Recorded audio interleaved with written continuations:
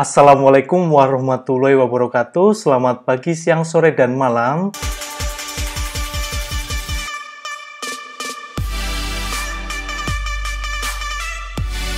Kapanpun kalian menonton video ini, dan kita kembali lagi di pembelajaran kode igniter untuk konsep MVC. Nah, sebelumnya kita sudah belajar tentang metode dari controller ke view dan dari view ke controller, gitu ya. Nah, selanjutnya kita akan belajar bagaimana menggunakan model dan controller. Nah, kita sedikit membahas terlebih dahulu ya, bahwa nanti di dalam beberapa video ini, rangkaian video ini, kita akan belajar beberapa hal dari instalasi, memainkan controller dan view, memainkan controller dan model, sampai dengan memainkan model, view, dan controller untuk dibuat CRUD-nya. Nah, kita akan masuk langsung di memainkan controller dan model. Oke ya. Nah, di sini sudah ada basic konsepnya ya, dimana model dan controller ini masih satu bagian dari MVC. Hanya untuk pembelajaran ini kita hanya memfokuskan di dalam dua hal ini, karena sebelumnya kita sudah belajar bagaimana untuk menerapkan controller dan view-nya ya. Dan langsung saja di sini saya akan memberikan sedikit gambaran yang ada di video ini akan mempelajari apa saja. Yang pertama, sebelum kita memulai untuk model dan controllernya, kita yang harus pertama kali lakukan adalah pengaturan koneksi database ya. Dan yang kedua adalah pengaktifan library database ya. Karena C itu sebetulnya sudah compact, sudah full fungsionalnya, kita tinggal mengaktifkannya saja gitu ya. Lalu dari dua pengaturan yang sebelumnya, kita akan mencoba menampilkan data di controller terlebih dahulu ya. Kita akan memastikan bahwa website CI kita bisa terkoneksi dengan database seperti itu. Dan yang terakhir adalah mengirimkan data dari model ke controllernya seperti itu. Nah, kita langsung saja masuk di pembahasan utama ya. Di sini kita sudah ada bekas codingan di video sebelumnya, penerapan dari controller dan view. Nah, selanjutnya kalian langsung saja masuk di bagian config ya. Kalian masuk di config karena kita seperti yang sudah kita bahas sebelumnya, kita akan mencoba untuk mengkonfigurasi koneksinya ya. Lalu kalian langsung masuk ke folder config dan file database ya. Nah, di sini sudah ada beberapa koneksi. Jadi dengan menggunakan CI seperti yang saya katakan sebelumnya, kalian itu codingannya sudah ada ya, sudah dirapikan, dan pastinya teman kalian kalau misalnya dikasih codingan ini langsung tahu. Salah satu contohnya adalah ini, koneksi database ya hanya ada di file database gitu ya. Kalau misalkan mau setting-setting, tinggal sama-sama referensinya, mengubahnya akan di sini. Oke, di database saya menggunakan username root dan password root. Kalau misalkan di database kalian tidak menggunakan password, ya kalian tinggal kosongi saja seperti ini. Dan database-nya kita akan mencoba menggunakan database yang sudah kita buat sebelumnya di pembahasan CRUD ya. Kita mau ngecek dulu ada apa saja di database kita. Nah, di sini ada database unit ya yang pernah kita buat sebelumnya, dan di database unit ada tabel MHS. Nah, masih ingat ya, kemarin kita sudah buat tabel MHS juga dan kita sudah isi datanya. Di sini saya sudah mencoba untuk memberikan sampel data ya. Dua sampel data yaitu Polke dan Kumi dengan NIM dan alamatnya masing-masing gitu. Dan nanti dari sini kita akan mencoba menampilkan data dari tabel atau data dari database yang kita tunjuk seperti itu.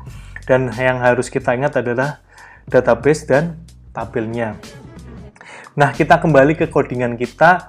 Kita langsung isi saja database-nya dengan unit ya, karena kita menggunakan di sini database-nya adalah unit. gitu. Nah, sekali lagi karena saya menggunakan password database-nya adalah root, maka kalian harus menyesuaikannya juga dengan milik kalian sendiri. Kalau misalkan password di database kalian tidak menggunakan root, ya kalian tidak usah mengisinya, seperti itu ya. Oke, sudah. Konfigurasi database sudah selesai ya, cukup simpel. Dan yang kedua adalah pengaktifan library untuk database-nya. Pengaktifannya sendiri itu cukup simpel ya. Kalian langsung masuk di bagian auto load, lalu kalian masuk di bagian, nah di sini ya, di bagian libraries. Jadi libraries ini adalah tempat semua library di dalam kode igniter. Jadi kita bisa bebas menggunakannya. Kalau misalkan kita mau pakai fungsi tambahan untuk database, ya kita tinggal masukkan. Nah, di sini kalau misalkan kalian lihat di bagian dokumentasinya, ada email, ada session. Nah, kalau misalkan salah satu contohnya kita menggunakan session di sini, kita masukkan di sini ya. Nah, itu nanti kita langsung bisa menggunakan session tanpa harus ada session start terlebih dahulu. Karena sebelumnya kan kita kalau misalkan menggunakan session, di setiap filenya itu harus ada session start. Tapi kalau misalnya sudah menggunakan library ini, otomatis semua file akan menggunakan session. Seperti itu ya. Nanti kalau misalkan ada yang keliru dari penjelasan saya, silakan langsung dikomentari aja di YouTube-nya. Pak, misalkan tidak seperti itu Pak, penggunaan session dan database-nya, boleh nanti kita diskusi. Seperti itu. Oke, kita karena tidak menggunakan session, maka dihapus saja. Oke. Konfigurasi library sudah selesai. Nah, selanjutnya kita akan mencoba untuk menggunakan controller untuk memanggil database. Nah, di sini caranya sebetulnya cukup simpel ya. Kalian masuk di folder controller ya. Saya agak lupa nih, kemarin filenya apa? Oh iya, hal utama filenya ya. Oke, kita masuk di hal utama di sini sebagai file controllernya, dan kita akan langsung masuk di fungsi indeksnya ya, karena dia itu adalah fungsi yang paling utama. Dan untuk membuat database ya, yang ada di sini itu, bukan membuat database ya, tapi memanggil data dari database itu sebetulnya cukup simpel. Nah, kalian akan langsung mencoba penerapan bagaimana kalau misalkan kita menggunakan libraries dari database atau dari CI-nya ya. Yang pertama, oke, data nih ya, misalkan data ini itu nanti akan menyimpan data dari tabel MHS ya, atau dari database unit. Caranya gimana? Kalian tinggal menggunakan seperti ini saja ya. DB ya, ini sudah ketentuan. Kalau yang data ini adalah variabel yang terserah kita definisikan. Lalu kita masukkan di sini query ya. Dah, sisanya kita harus memasukkan query yang kita inginkan, misalkan di sini MHS. Oke ya, cukup simpel di sini. Ini sudah ketentuan this DB query ya. Di sini tempat untuk masukkan query-nya. Lalu data nih itu akan kita tampilkan menggunakan for each ya. Oke. Result.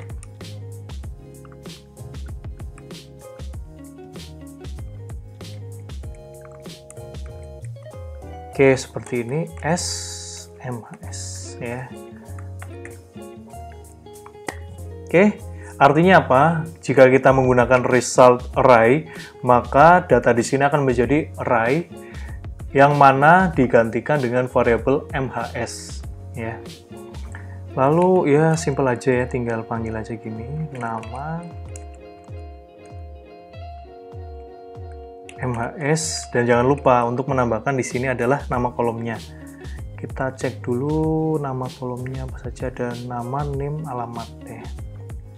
Nama di sini. Terus name.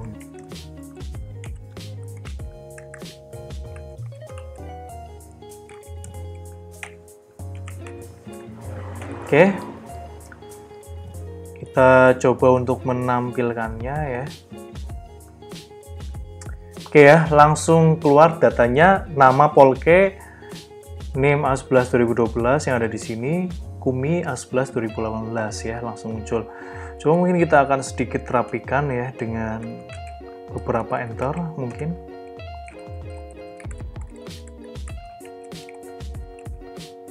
Oke, di sini. Oke ya. Sudah selesai untuk penerapan controller untuk membaca database ya dari CI. Nah, selanjutnya sesuai dengan tema atau tujuan dari tutorial ini, kita akan mencoba menggunakan model untuk mengambil datanya. Karena kalau misalkan kita mengambil data dari controller, itu sebetulnya tidak boleh ya. Karena dia itu bukan job desk-nya, walaupun bisa. Dan nanti codingan kalian akan termasuk tidak rapi kalau misalkan kalian menggunakannya seperti ini gitu. Dan kalau misalnya tidak rapi, otomatis di luar dari standarisasi, sehingga kalau misalkan teman kalian pengen kerja kelompok dengan kalian melihat codingan seperti ini, maka teman kalian akan sulit untuk memahaminya. Jadi kita pakai yang standar sehingga teman-teman kita yang dalam satu tim bisa mengerjakannya secara bersama-sama. Oke, di sini kita komen dulu aja. Lalu selanjutnya kita bikin model ya. Ingat ya, di sini model itu tujuannya adalah untuk manipulasi dan manajemen data. Sehingga saya harus membuat filenya karena di sini belum ada filenya. Modelku, karena namanya bebas. Terus, nah ini ya yang perlu kalian tahu. Kenapa saya kopas? Karena biar cepet. Ya. Jadi kalau misalkan kalian pengen bikin controller ya, terus di model itu harus seperti ini. Modelku extends, ini bukan controller tapi ini adalah model. Oke, seperti biasa nama kelasnya itu harus sama dengan nama filenya ya. Lalu kalian bikin public function misalnya untuk mendapatkan get data MHS. Oke, caranya cukup simpel saja seperti ini. Lalu kita akan memindahkan bagian ini ya.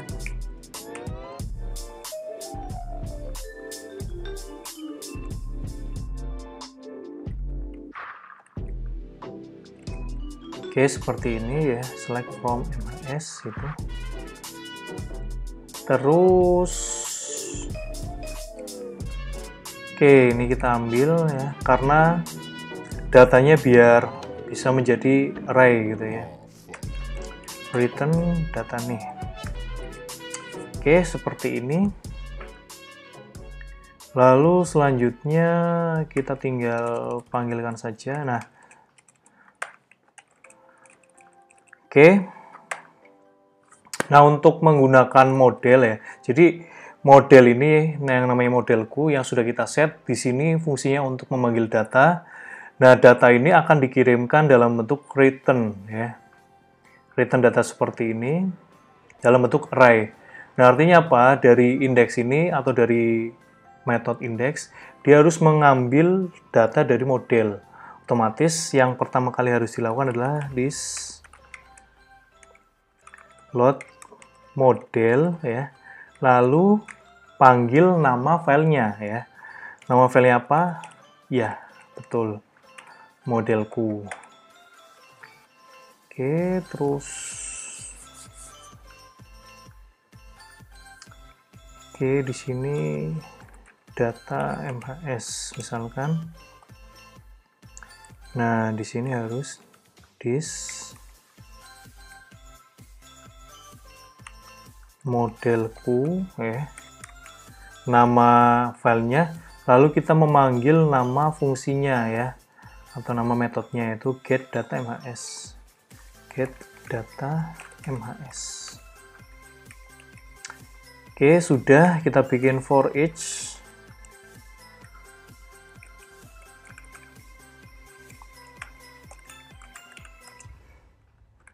D ya, misalkan D. Oke, nama D.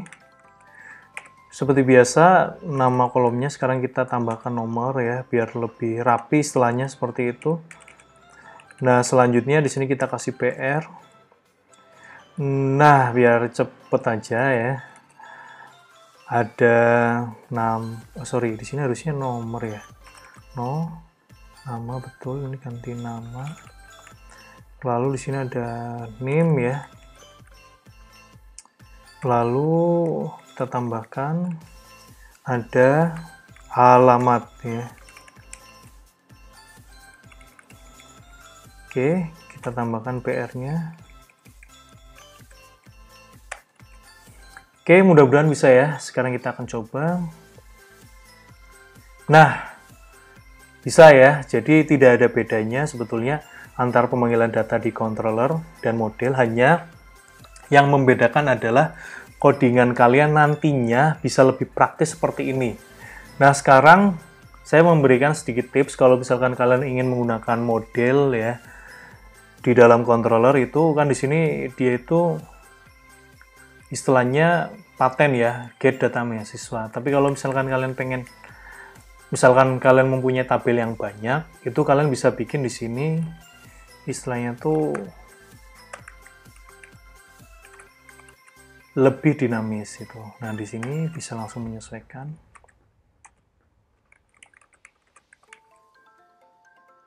Oke ya, ini berarti akan seperti setter ya. Dia bisa menerima inputan, lalu ini menyesuaikan, dan get data ini harusnya. Nah, kita harus menyesuaikan MHS di sini sebagai parameter inputannya itu. Terus coba kita refresh. Ya, tidak ada bedanya. Coba kalau misalnya kita ganti mahasiswa. Oke, otomatis error karena kita tidak menggunakan atau tidak mempunyai tabel mahasiswa ya. Jadi kita bisa membuat sedinamis mungkin seperti ini. Ya, mungkin itu saja penerapan dari model dan controller. Mudah-mudahan kalian paham. Nah, nanti di pertemuan selanjutnya ya, atau di pertemuan ke-9, kita akan langsung membahas bagaimana menerapkan CRUD ya, dengan menggunakan kode initer. Kalau ini yang penting kalian sudah paham konsepnya tentang model, view, dan controller. Ini juga bisa kalian nanti kirim ke dalam view ya, ke dalam bentuk MVC yang sebetulnya. Tapi mungkin sekalian saja ya, ini untuk bonus. Saya akan mencoba untuk menampilkan datanya. Nah, mengirimkan data dari controller dan view, itu kalian tinggal seperti ini saja ya.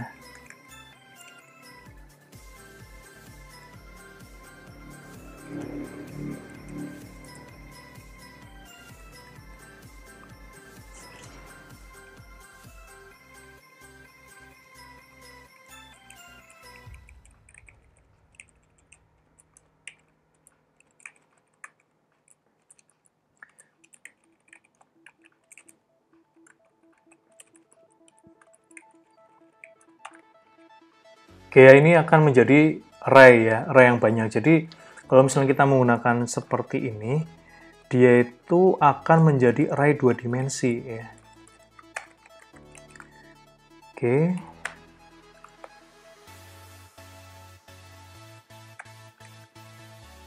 Alamat ya, name ya, name.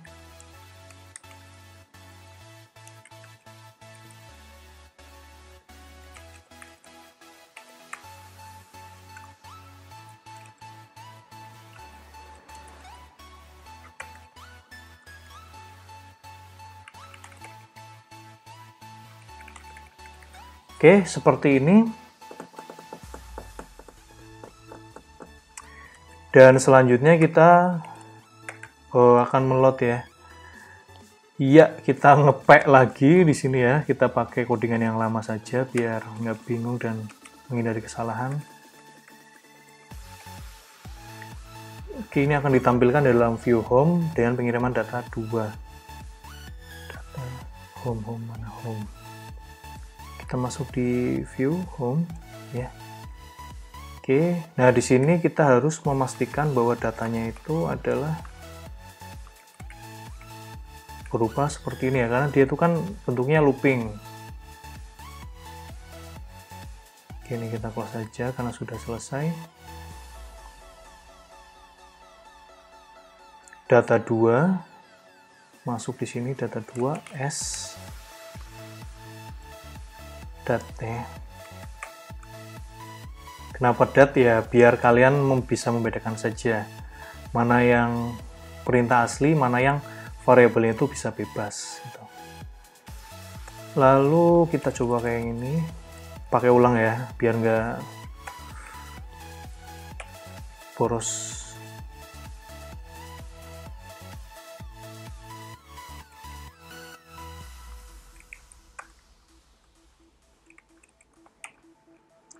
Oke, di sini ganti dat.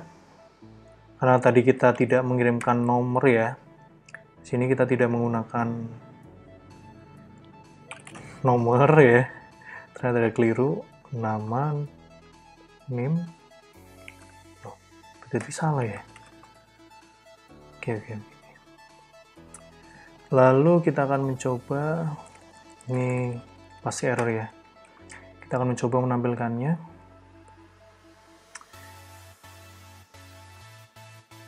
Oh, masih keliru ya. Bukan ini MHS. Ternyata masih error ya.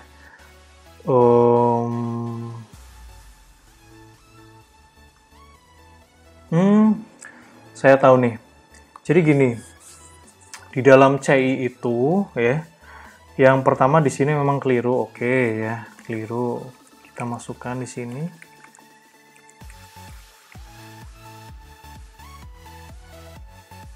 Oke, masih keliru. Saya sepertinya tahu. Jadi di dalam C itu tidak boleh memanggil data dengan cara seperti ini. Karena emang jadi ribet banget kan ya. Harus seperti ini. Sebetulnya C itu sudah caranya itu yang paling simple. Kita nggak harus memasukkan data satu-satu, tapi cukup seperti ini saja ya. Data, ya. Terus data MHS ya. Jadi dimasukkan array dimasukkan ke dalam array gitu ya. Di sini untuk dikirimkan ke dalam view-nya. Data 2, data mahasiswa. Jadi setelah data ini dikirimkan ke dalam home ya, maka data 2-nya itu lepas. Yang masuk adalah yang ada di sini. Nah, di sini data akan menjadi array yang baru. Makanya ini saya hapus data 2-nya karena ini menggunakan variabel yang ini ya, variabel array yang di dalam sini. Gitu.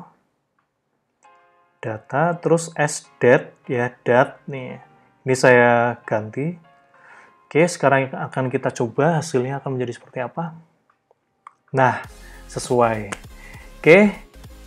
Ini walaupun tujuannya untuk menggunakan model dan controller, tapi di ujung-ujungnya selain kita bisa menerapkan model dan controller, kita bisa langsung menerapkan model, controller, dan bisa mengirimkan datanya ke dalam view-nya seperti itu ya.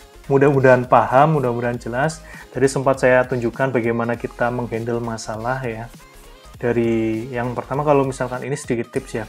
Kalau misalkan kalian menemukan codingan error, itu yang pertama kali kalian harus telusuri itu adalah codingan dulu yang paling dekat. Kayak misalkan tadi saya error ya bagian sini, bagian view-nya, saya nggak langsung menelusuri yang dari luar-luarnya dulu gitu ya, tapi dari ujungnya dulu. Saya dari view-nya dulu, pelajari. Nanti kalau misalkan udah, baru masuk yang dari asalnya view itu, yaitu dari controller. Bahkan kalau misalkan di sini saya masih tidak bisa menemukan kesalahannya, ya, atau bahkan tadi kan saya bisa menemukan kesalahan ini menggunakan tabel mahasiswa yang harus MHS gitu ya, itu saya akan langsung masuk ke model gitu. Jadi urutannya adalah ujungnya dulu, masuk dalam sampai dari akarnya gitu ya. Jadi kalau misalnya kita menghadapi masalah di programming itu nggak langsung ke akarnya, tapi dari ujungnya dulu. Begitu, mudah-mudahan bermanfaat. Selamat pagi, siang, sore, dan malam. Wassalamualaikum warahmatullahi wabarakatuh.